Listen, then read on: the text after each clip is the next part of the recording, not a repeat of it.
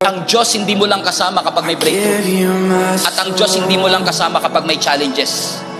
Kahit sa gitna ng mountaintop at valley low, nandun si Lord. Kasama mo ang Diyos pag na-promote ka. Kasama mo ang Diyos pag nawalan ka ng trabaho. Pero yung araw-araw kang pumapasok sa trabaho, kasama mo pa rin ang Panginoon. Hindi lang natin na-appreciate kasi yun ang ordinary. Marami sa atin nagsisimba para magpasalamat. Grabe ginawa ng Diyos. At marami rin nagsisimba para may matinding gawin ang Diyos. Pero minsan nakakalimutan nating ipagpasalamat yung araw-araw sinusustain niya tayo. Yung araw-araw may trabaho tayo. Yung araw-araw may nakakain tayo. Yung paglakad po natin kasama si Jesus. Kasama din po sa pagpapala ng Diyos at presensya ng Diyos. Yung mga simple at ordinaryong parte ng ating buhay. Yung mga average and typical.